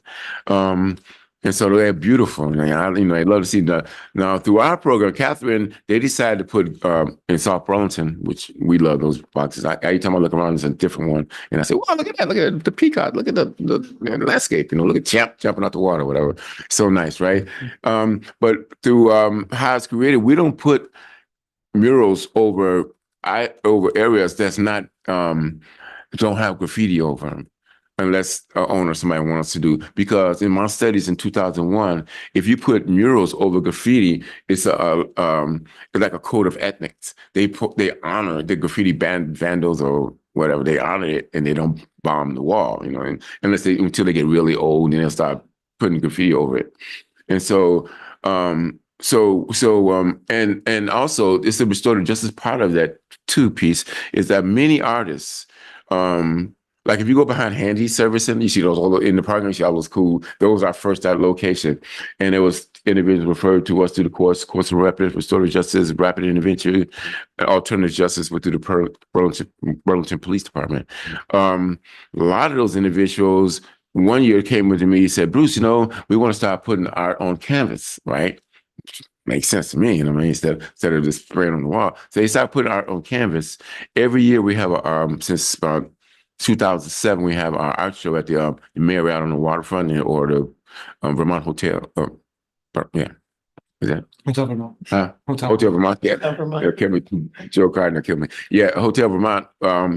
And so these years ago, these guys come and put their art in there. They would make it $2,000, $3,000 a pop selling their art there. Yeah. And some of them have said, Bruce, well, I remember one particular person said, he's put his art, and we did art shows at the Daily Planet, Echo on the waterfront, and Flint Space, right? And so he wanted to go to college, he said, Bruce, I want to go to college. Can you give me some letters, to help me get in it? So we got him letters from every damn body we could to marry, to get, because this is restorative justice. At first he bombing the walls, right? Now he's like, putting art on canvas, and now he's looking, showcasing his art in like Daily Planet, Echo, and in Flint Space. And so he went to Pratt Institute. And this guy, now he graduated from Pratt. And, I can't, and these guys are, you go down the waterfront and do this thing called Above the Radar. All that murals on the waterfront down there is that these guys put, and Hill Collective, they put all this stuff together. They are so important for art, around Pine Street area. And they got a shop right there in the 20th Street area, and they're so incredible. And so that's what we do in our program is help people with their goals, dreams, and aspiration, and help them fulfill the things they need. Now we have a United College program. So I'm going to talk a little bit about this a little bit. Is through like I said, UVM, St. Mary's, Champlain, Norwich, Kansas, Middlebury, and these colleges, and we help students with goals, their goals, dreams, and aspirations. We help them with job challenge, mentoring, tutoring. Before COVID, I had 6 interns. I probably got like 3 now, but we building that back up because I can't. It's nothing. I can't do without them. You know what I mean? They're so smart. These young people, right? And they know everything, and they so smart. And I can't. Thank God they want to do some work, and so we connect them to do what they want to do. If you're going to be a doctor, lawyer, or Indian chief, I know 2 Indian chiefs, and so we help them with learn about I help them meet these people. Maybe they be able to do work with them, do job sharing opportunities, maybe intern with them, and we have done that for many years since 1999. Since when our program started, our real program started, but our program started in 2003, and so we continue. Community Justice Center was where we launched our graffiti and removal program, and they kind of dropped. I ain't gonna say dropped the ball, but budget, and monies, and just always they couldn't just do cleanups of graffiti, and do restorative justice, process and practices that they do, and Rachel Jolly, and then what they do is incredible with CJC. But we kept it going, through our programs, because it was one of the biggest things that was happening in Vermont was, in Vermont period, but definitely in Burlington, Chittenden County, more Burlington than anywhere. It's not in other cities in Chittenden County, but Burlington is the spot where you want to put graffiti, right? That's where you go high, you want to go low, you want to go around the corner, you want to go in the alley, and you just want to put graffiti there, right? Because these are spots that, first of all, Burlington being our largest city in the state, right? And people come from around the world to come see you go to the Fullers, the fishing derby, skiing at the, snowboarding. So we're the industry coming from the maple syrup or whatever. So we are the industry of why people come here from around the world, right? And so these graffiti vandals know. That's why they put their stuff. I still, all these years, I still don't know what none of that's, what do they say? I can't read not a word. I feel like a dummy, I can't read. And but every graffiti artist and vandal, they know exactly what those things say, those walls say. So we continue to because we have so many murals, probably the most murals around Burlington. We have them in St. Albans, we have them in Rutland, the electrical boxes, and all kind of cool stuff. Nobody bombs those. Like South Burlington boxes, you don't see none of them touched. You don't see nothing touched over. Zero. Burlington, everything, just the boxes. So, but we curate all our stuff. Like we got Black Lives Matter one. We got the one on the beverage down there, and we have everywhere. So our murals all you see ASW now. Now we work with the Burlington Business, so we have murals up high. We one across from Honey Rose. We did our first one we just did last year. Yeah. Across from the City Hall, it's like right up on the roof line. We got 3 more to do on the roof line because you go down Church Street, you see graffiti up on the roof lines, right? You see it's like bombed out. And what they say, I don't know. I can't remember. Does it look beautiful, pretty? Not at all. Ugliest thing you want to see, right? And especially, sometimes they get to be up there longer than use colors, so they make it look kind of like interesting. At least they make it look interesting, but usually it's like some black or white color, this you don't know what the hell they say, what they mean, or nothing, and it's ugly. It is pitiful. So Art So Wonderful, we clean those up. We and then we try to put murals there because we know in our studies that if you put murals over graffiti, it's supposed to be a code of ethics, and they honor them, the people that bomb the wall. And so we continue to do it. And I work with for many years, Bill Ward, from public code enforcement officer. His whole team, mostly you see them do is paint the walls red. That's all he go, I say, Bill, don't you got some inspection to do? You know what I mean? And all this damn graffiti. So all they do is paint the walls. And so, but what happens when you paint the walls red? It's just a beautiful another canvas for them to come back and bomb the wall. That's what it is. So one minute you see, like, we hopefully we're gonna do a community mural on right there with Crew Coffee, right across the street from Unitarians. It's a long wall that it's so beautiful when they paint it back red, but then it like 2 days later, bam, bombed out. So I'm working with the mayor's office trying to get Joe McGee, the new guy there, and Aaron to try to get a community team to make some nice mural down there, because it must cost a lot of money to keep painting that thing red over and over. I mean, for years, over and over and over again. And they did the live straight across the top. You know what I mean? Like, it's all straight and they don't miss a spot or nothing, man. But there's guys come out there and just put just anything or nothing up there. Yeah. So. Thank you, Commissioner. I don't mean to interrupt you. No, it's okay. It's a lot about the stuff we do. And so we always look for people or organizations or individuals to help us. If you got graffiti on your house or building, just let me know, Bruce Wilson. Well, you'll give them information. Right. Yes. So we're going to open, just if it's okay with you, just brief questions back and forth or comments on how, I think the important thing was how Ward 6 can get involved in the graffiti removal project. So I don't know if anybody has questions or suggestions, anything to that effect to the commissioner. So, go ahead, Greg. Well, I was just wondering, whenever I see all these bombed out taggings and stuff like that, I just wonder, and sometimes they're in places where I would think that there could be some preventive measures taken rather than after the fact. And I see places that, my gosh, why don't they put a camera up there and capture who's doing this, that kind of thing? What's your comment about that? Well, police don't catch nobody. First of all, John and the rest of them, like and other chiefs, like they was catching them individuals. Some people do put cameras up there, but they just don't do it. We did. If you go down Union Street on is it Pro Street Beverage? Yeah, we got a beautiful, all different colors. Somebody bombs down with white, and the owner put these sensor lights all the way down it. Did they care about that? No, but they're not cameras, though. See, but because if you walk under the, you go down the block and the lights start coming on, So, but they still kind of.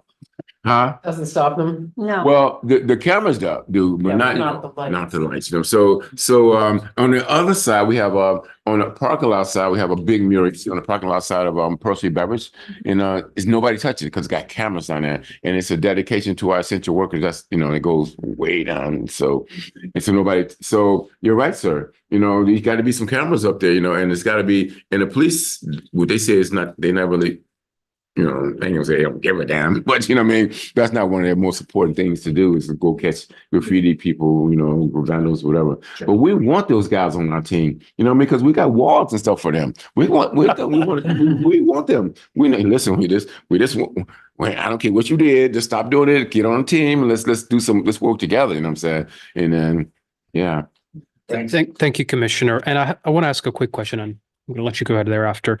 What we're wondering is how best can Ward 6 get involved in the graffiti removal project? Or what would you like us to do, or what suggestions do you have for us to better get involved? Well, first of all,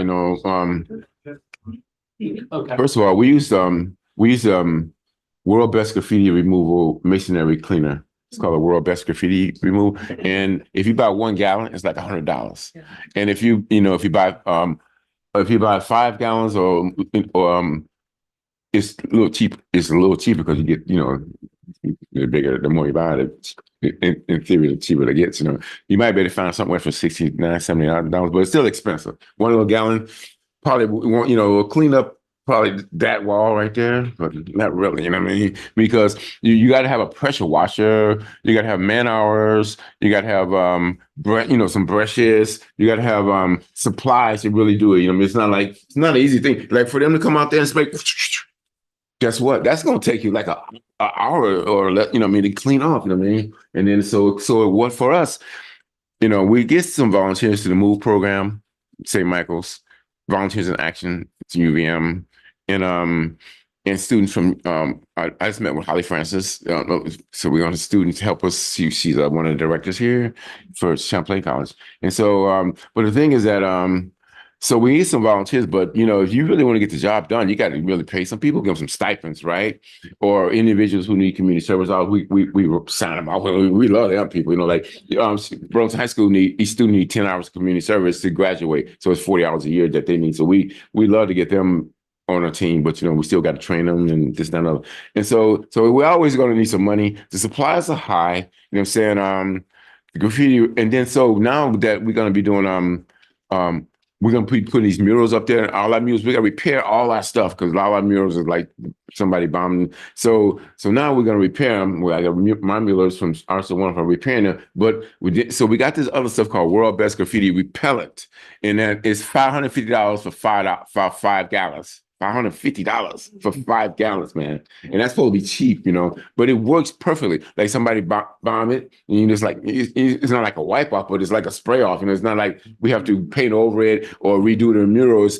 You can still keep, like if you see the one on Advanced Music, have anybody seen that one? It's beautiful, isn't it? Well, we put some of that over there. They had bombed that out twice. I'm like, forget this crap, man. It is so many, the man hour, the lady hours, whatever it is, it's a lot to go back down there to repair them. And so if you look at, dear Lord, please, if you look at it, it's so beautiful. It's so nice, it still look brilliant, you know what I'm saying? Because we put the World Best Graffiti repellent over it. So we put conditioner over it first so to keep it lustered, and then we put the repellent over it. And if the conditioner 5 guns, $550 too. So, what I mean?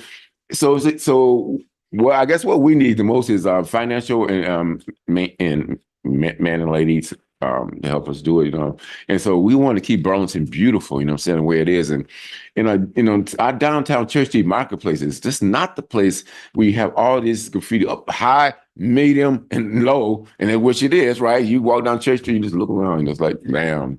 It's the ugliest thing you ever want to see, what I mean? Here is our downtown. Man, you know what I'm saying? In the largest city of the state. Our downtown looking like crap, And like I said, I've been here since '89, so I've seen some stuff, what I mean? And I've seen, it's really nothing really changed though. So who do we write the check out to? Arts, so ARTS, Arts, so wonderful. Okay. Thank you, Commissioner. Do you want to say something? So, when Becca was talking, she talked about mural coordination. Yeah. Is that related to this, or is that Who's it? Becca, who's our The city councilor. Yeah. So my question goes to, how are you connected to the city, like BCA and city council? Yes. So there's not like 3 things going on. No. You're all 3 integrated. Well, we started. I've been connected with 3 different mayors, through our graffiti movement, because we've been doing this since '89. But the thing is that now that we're working with Mayor Emma, Joe McGee, Aaron, as chief of staff, Bill Ward, and collectively, like if you know what Red Square is. That alley that goes all the way around. It's called Art So Wonderful Alley. Not because the goal. I'm meeting with them tomorrow at 10:15 actually. Joe McGee and Bill Ward about that alley, because we looked at it, and that's where we're gonna start at. We're gonna start in that alley, trying to clean that alley up. So we're gonna start putting murals all the way around it, and the Eggs place is gonna be the first one to have a mural on it, right across it. So it's gonna be nice, right there. And if you go down on Church Street, you look up. Over Honey Road, it's a new mural up there on top. That's ours. It's a beautiful guy that's swinging and I think that's Art So Wonderful mural. To my question, so that means you are working with the city. We are. And BCA should have money for this kind of thing, because they've always targeted this. Yeah, well, Bill and I guess the mayor was saying that because they did their first thing in Old North End, their first event, they said they're gonna like snatch money from city departments, and city departments supposed to come out and help volunteer, and I think they did. I didn't get to the one on 14th for them in Old North End, and so now we supposed to tomorrow. I'll know more about tomorrow. But I don't. they supposed to, I mean, it's their it's the mayor's office. It's their stuff, right? And our organization, Art So Wonderful, shouldn't have to do it all along. We've been doing this since 2003 on downtown marketplace, and we just do it. You know what I mean? And I had a big event coming up called the Sunset. You might have seen the flyer, right? The Sunset, and the mayor asked me, "Please, Bruce, we want to be a part of, help you out. We want to be a part of this, and we want to bring in volunteers and." It's from the city department, so can you not do it that time?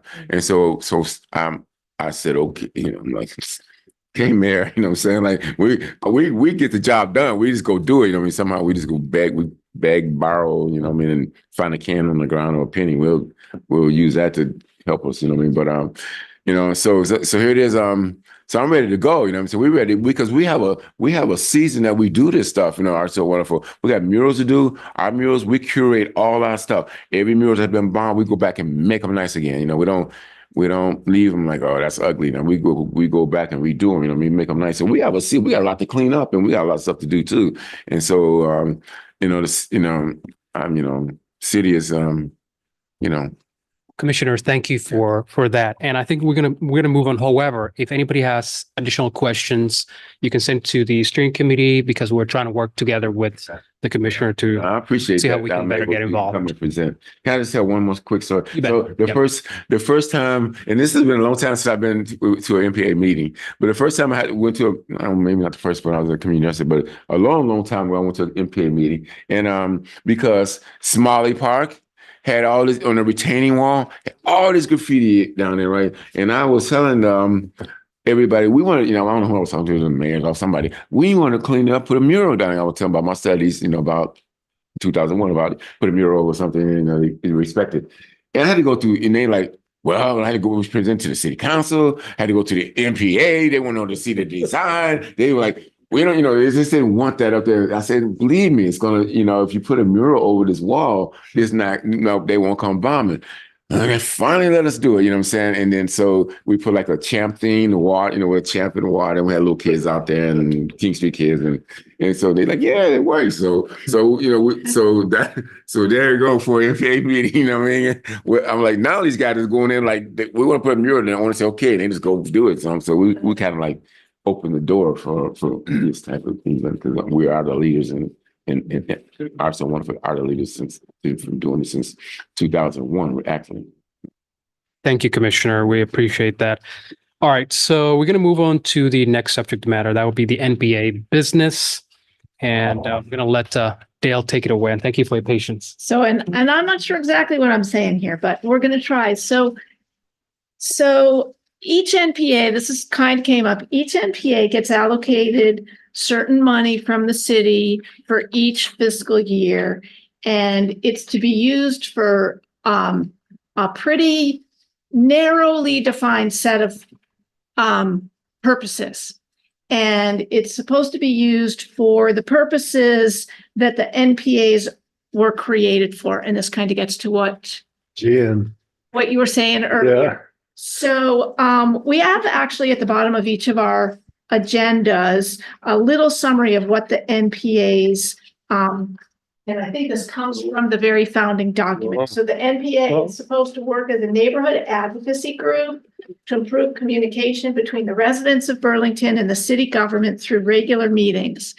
And so we get from City Hall a document that lists what we can use those monies for and what we can't use them for. Mm-hmm. And so we had an initial idea, kind of like what you were saying, of like, there's good stuff that we could just put in place in our ward. We actually had an idea, like maybe we could just, use that money to buy some world's best graffiti remover or the like. It turns out we can't. What we can use it for is to support these meetings. And that includes like if we needed to pay for a space to have the meetings, which thanks to the generosity of Champlain College, and before that, thanks to the generosity of the Greek Orthodox Church, we have not had to pay for meeting space. So that's good, right? We can use that money to pay for food for our regular meetings, which we did for a while. We had pizza, we had catering from City Market. And what we found was like the 4 or 5 of us on the steering committee were eating the pizza. And, like, nobody else wanted to show up a half hour early to eat before the meeting. Everybody else was showing up right at the time the business was starting. And maybe somebody had half a slice of pizza. Anyway, it felt kind of like a waste. And so we stopped doing that. And honestly, like the last, I think 3 or 4 meetings, we've had better attendance than we'd had since before the pandemic. It's been really great. One thing that we're talking about is working with Nick and Champlain College to find a more comfortable room where people aren't having to sit in the back row or, you know, something like that. We used to meet in a space that was a little bit more like a, you know, big living room. That space probably isn't going to work for us these days for various reasons, but we are going to look into finding a more comfortable space where we can, you know, have an easier flow. So that's one thing that we're doing. And then another thing that we talked about doing, we also talked about maybe just having like some snacks, you know, at least having some drinks or something like that, so we can all be comfortable while we're here for an hour and a half or 2 hours. And then the last thing that we talked about, and I'm not sure if this is even going to be possible at this point or not, but we want to at least get a sense of the room, was possibly for next month's meeting, moving it from our usual Thursday night to a Saturday and having a little bit more of a party feel to it, maybe having it outside somewhere. It's a lot to navigate, right? To find a space, to organize food, things like that. But we want to hear from what people think about it. So also, I'm going to add, because of the timing of the city's fiscal year, we would need to like buy all the food in advance, or we'd have to figure that out. It's going to be a lot to juggle. So we're not even sure that we can do it anyway, but we wanted to at least get a sense from the folks here, the folks who are coming, about, you know, what gets you out the door, what you would like to see, whether that idea of having more of a party kind of event would be appealing, or whether really what you're here for is kind of the substance and the meat of the conversation, and let's just stick with that. So just want to open the floor. Nancy, you want to add something before? Yeah, I was just going to say, you know, to that end, to add to what Dale said, is there a way, and we can use the funds to help us get some things done that we talked about tonight, or other priorities? You know, we could use the money for a mailing, for example. If, you know, say we wanted to do a survey or about a project, about traffic concerns, or any of the top green infrastructure.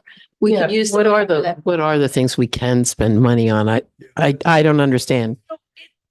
As I understand it, I didn't bring your nifty handout, but maybe you still have the PowerPoint from Monday night and could put that list up. Is that what you're doing? Oh, right. Look at that. She is so on it. Yeah, well, before we start, were these the original rules for the starting of the NPA? Is that true? Okay, so this hasn't been modified over the years. They have not. Oh, okay, so good. So now I'll read them. So I don't know if everybody can see it, but I'll just say, so the purchases must be in relation to one of the following NPA goals: to be open and accessible to all voters of the city residing in the ward, to provide ward residents with information concerning city programs and activities, to help obtain residents' views of city needs, to help provide residents with an opportunity to make recommendations relating to government decisions, and to provide advice to city commissions or the city council relating to community development, housing programs, city's comprehensive development plan, waterfront planning activities, and the city budget. So we've gotten an opinion that providing food and doing things that will create more incentive for people to come to the meetings is definitely an allowable expense under this. We also, for example, were told that, like, if we were providing childcare and there was a cost associated with that, that would be covered. we have not heard anybody who had a need or requested anything like that. Of course, we also haven't asked, so maybe people didn't even know that it was a possibility. Greg? I've done a lot of surveys and community meetings and focus groups in the past. Numbers 2 and 3 fall right into what I think would be a useful. Nancy mentioned this, to not only do a survey, a mailing or online or in paper, to residents and homes and apartment buildings to ask questions, and then at the same time supply people topics tonight. All 3 topics could easily be distributed, and it could be done monthly. And there'd be money to do that. Because not everyone watches this. Not everyone, this is what, a fraction of the ward, and very few people probably watch the whole thing on the website. So I think we could reach out with what has come up tonight, do a information sheet, get that out, and then if you want to get opinions, do a survey. So I'm going to say, and we're all relatively new as steering committee members. Fosca is new as our coordinator. We're all kind of figuring this out as we go. There's rules about proposing spending that needs to be warned in the agenda. So we warned the idea of refreshments and, a party, because that was what we had thought of. So we won't be able to just take that suggestion, say, hey, let's all vote on this right now and then spend the money next week. We have to warn it for next month, which we could do. We could also spend a little bit more time developing the ideas. Right. That's going to mean it gets pushed into the city's next fiscal year. But considering that for the last 3 fiscal years, we've hardly used any of our money, I don't think that's a big problem. It's all coming out of the city budget. We know the city budget is in trouble. We don't want to throw money away just for the sake of spending money, but we want to spend the money to do what we think is important to do.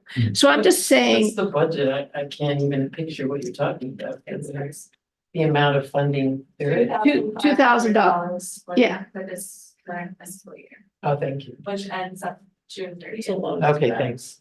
And Yeah. are you saying there's? That's a lot of ice cream. No, if we don't spend, it's reabsorbed. Okay. Right. So it's coffers. Okay. So, The $2,500 is what we're talking about. Right. Thank you. Right. That's very important. It's not gonna help the $4 million. It's a lot more than that. It helps because it's not going to help a $13 million deficit either. There's a question behind you. Yes. I thought it was. I thought in other years that the ward had put out a request for proposals from businesses or what, it doesn't matter, but that are in the ward. And they're basically coming to that pot of money that we somewhat control and applying for it. Those are the only purposes we can use. For this pot of $2,500, those purposes up there are the only purposes we can use it. So I'm not sure how that would relate to a business. Well, for example, I remember the Lund home applying for stuff and So that's the community development block grant program. and that's not this, No. not this money. Oh, okay, that's what I was thinking about, because that's real money. That's real money. Yeah. Dale happens to Ice be our cream. that. Sorry. So that. I'm block just for the grant- ice cream, really. But I think what Mary's remembering is that it sort of came through. The neighborhood, that was what I remember got also. elected by Ward 6 at a meeting back in December to be our representative to that committee. Each ward has one representative. Yes. And then, so I did participate in that. And That's what I was Family did get remembering, funding yeah. through that. Yeah, Oh, good. If I remember correctly, I could actually, I don't have it in my head what that money went to. But so that's where the projects are that we remember. yeah. I'd like to call the question. Sorry? I'd like to call the question. You're going to propose, we have to vote on whether or not to have a party on a Saturday before the end of the fiscal year. And something else, was that? Yeah, well, nobody has said anything about whether they think it's a good idea to move our June meeting from Thursday to Saturday. I don't think it's a very good idea. I don't think so either. In June, I mean, Saturday. Now we're at All three right. meetings. I think it's time to call that question. Okay. Okay, so we have a question before us right now. I don't know if everybody can hear me for this question. This is more of a question and it's a yes or no, if you don't mind. Anybody who is for moving the next meeting on Saturday From or Saturday, from Thursday to Saturday, say yes. In June, rather. And no. Say,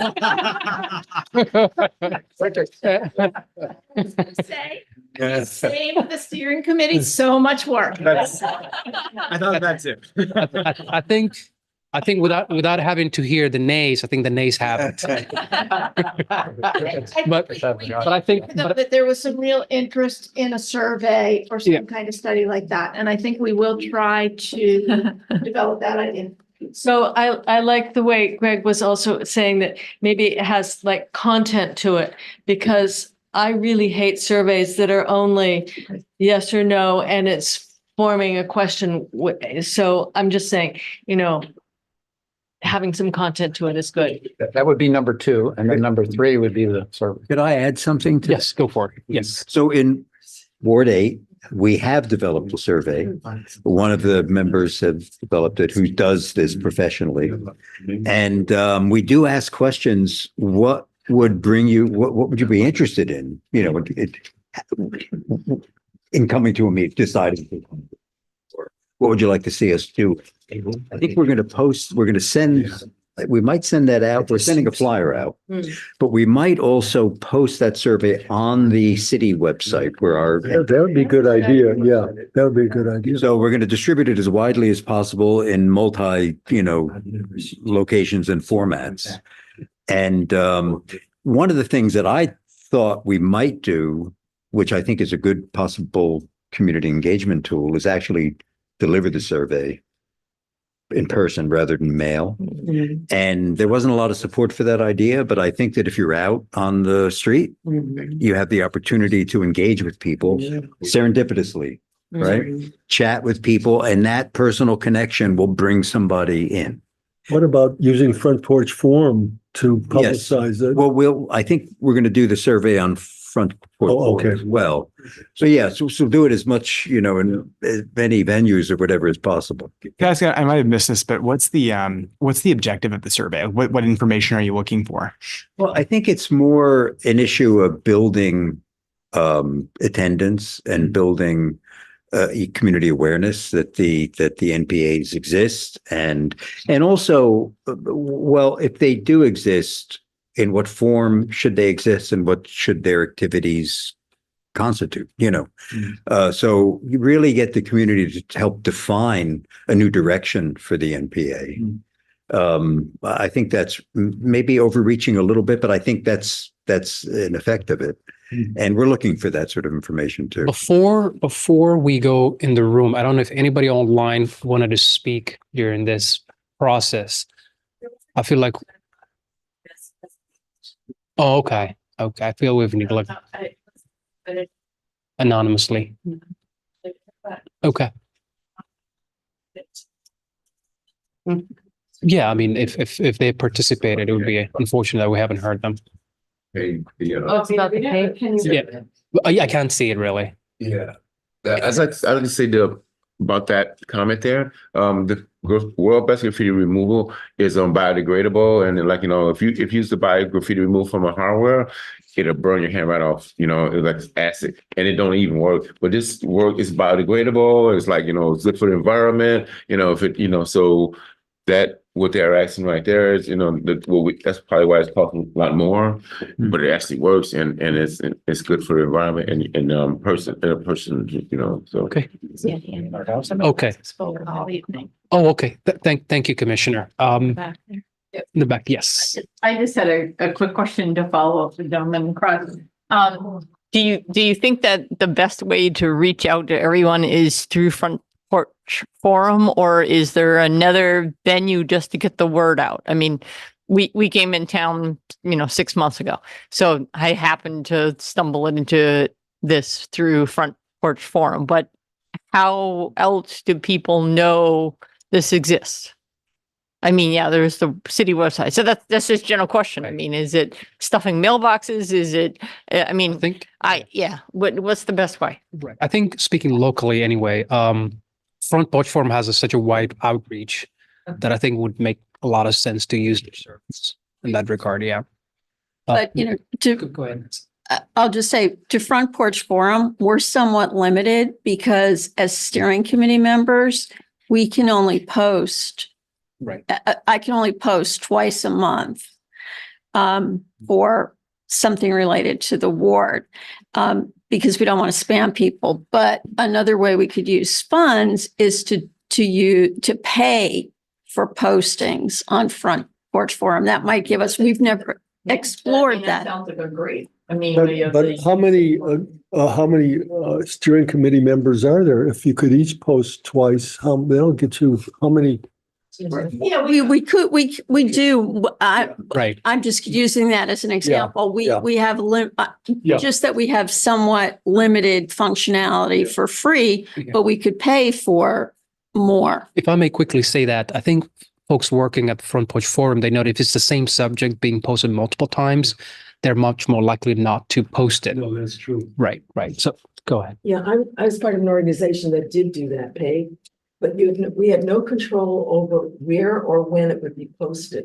So it was multiple posted on certain Front Porch Forums and not at all on others. So really. No, but I think you could get it just for wards 5 and 6. Yeah. Oh, but yes, but that's many Front Porch Forums. Oh, well, but that's all we would need. One thing I think, and this is also, I think this is something that could warrant some additional research to think about how we can better communicate with members of the community and not just that we exist, that's a good idea. rather like That's a good idea. Well, that's my comment too. If I just quickly that I personally, my comment is, I don't want to just get straight out opinions from everyone. I'm very interested in given the number of urgent situations we have in the city right now, it seems like a long process to take everyone's comments on how can they get involved in the NPA. I'm much more interested in what, somehow, and I'm trying to figure out how, listing out, here are the urgent situations that we're dealing with in the city. How can we work together as a community on those? And what would you like to do kind of thing, as opposed to, we want to know your opinion? I just think it's a waste. I personally think that's a big exercise with not a big outcome. I think that's a really good point. And so as we've been talking, I've been furiously typing our minutes from this conversation, which I think are helpful, but also realistically, not many people look at the minutes, because they're long, they're on a city website. And maybe there's a better way for us to communicate out updates. I mean, one of them could be you gave a great presentation today. It'd be fantastic if we were able to link to that and put it out for people to read if they weren't able to attend. On my page, I was thinking the same thing. I'm originally a environmental communications person. And what you would normally do in a situation like this is put up a variety of pages on the most pressing issues that are facing the community, and then what the NPA is doing and what you can do. I mean, you don't have to do a giant survey to do something like that. So. Yeah. All right. Sorry, go ahead. So, do we have access to a website that's just this NPA? Yeah, that's what I'm. Okay, because, and so back to putting up the meeting notes, well, unless you really wanted to go there, you're not going to go to the meeting notes. And if we changed them to be, pages of something on graffiti or green infrastructure, that would be attractive. Yeah. But, I'm not even going to the BED one that I think is going to be interesting that I saw on Front Porch Forum, because I haven't gotten there. Yeah. And that had 2 little mini topics. So it goes, but but putting up info pages went to my question of like, where would they go? How would people see them? Right. Yeah. I think it. And then sort of the real question that I wanted to ask was something like what we did tonight useful in terms of just general knowledge? Is it something that without the same topic we could replicate? Is that of interest? So I'm now like changing it up to, do we want mini topics when we come together once a month? And if I understood right, it sounds like that's what the Ward 8 survey is trying to get at. Yeah, because, I think that there's some obvious, issues that we all will embrace as urgent. But there may be some issues in the community that we don't know about. And we all come here, we self-identify as people participating in this activity, but there are people in the community who don't do that. And so how do we get to those people? The survey may not get to those people, which is why I think some shoe leather activity is probably the best way to do it, right? Exactly.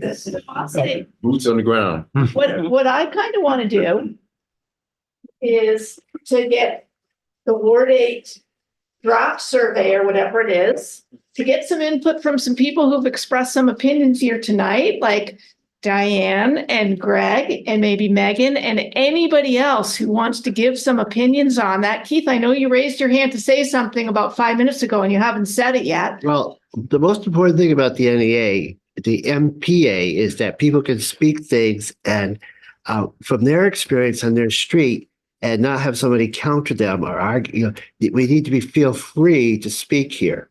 And that's, I think, there are people that have issues on their street or in their little neighborhood, but they don't feel comfortable coming to a larger group because they think they're going to get whatever, bombed back or sorry, but they're going to get, they're going to get put down for that because nobody else knows about it. But I'm really concerned about the reservoir and also concerned about housing and how it's going to help impact the student housing on our street. But I know many of you don't have that same concern, but I have to feel free to come here and voice that because otherwise, how do things change in this city? We seem to be a little bit elitist in that if we agree with stuff, I've noticed in Ward 1 especially, if you didn't speak to the consensus, you were kind of shunned. And that is what we need to prevent if Ward 6 is going to have an NPA that works. And I always thought you did work. I thought you were always the nicest and you did work, but you also have to make sure that other people. I think maybe we should use our money to make buttons and say Ward 6, we're the nicest. Yeah. You're welcome to your idea. Yeah, that's what you have to be. Yes. Yeah. Thank you, Keith. What I was going to say before, but Oh, good. Thank you, Keith. So I just want to be mindful of our adjournment time, and we're going to call it adjourned, this meeting. And if there's no any objection, Well, go ahead.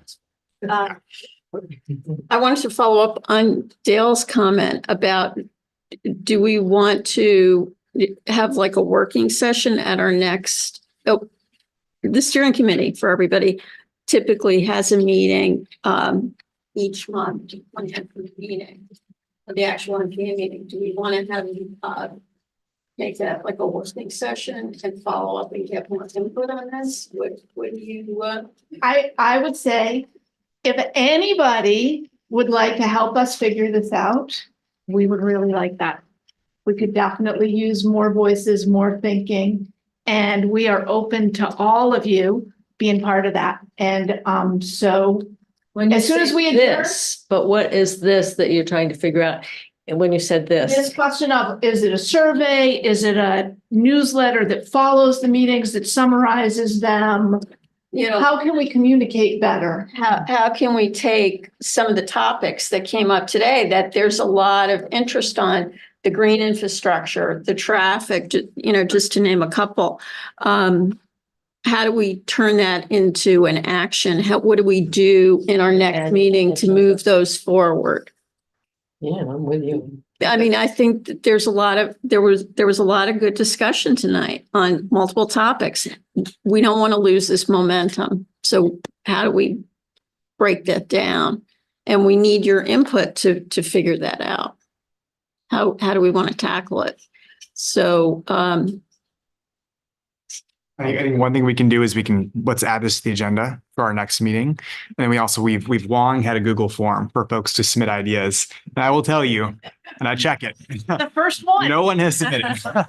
What is It's at the bottom of every newsletter, but it's something we can advertise more. We put out in Front Porch Forum as well, but we don't typically get engagement with it. But it's a really good example of there is a way for us to make it more visible, because clearly people have perspectives and opinions and topics they want to discuss. Right. So that's something that we can figure out a way to do better. I want to follow up with my ideas, and so I would use that venue. Yeah, that'd be great. And so we can. I was just wondering how to. Yeah, or our emails. Yeah, for sure. As well. Yeah. And your emails are posted somewhere. Our are on the Ward 6 website, plus you know how to find me. I do. And just so everybody knows as well. Foot leather, what did you call it? Shoe leather, yeah. And there is an email newsletter that goes out in advance of these meetings, and it has all of our email addresses along with the agenda and some of these things. But I think that's another example of something that can be, yes, absolutely. But this will be a fun one. I'm actually excited about this, to figure out how we can get a little more engaging in our content. Before you close, I just want to say that I'm willing to help out any ways I can. Boots on the ground, I think that's what we do. We go right to where you are. The people we serve, we go right where they are and say, well, what's good? I mean, our programs have over 50 awards, and we've done over 700 events. So we know how to, try to reach people, and so I'm willing to help out any ways I can, because that's probably my job anyways. So that's the best that I am.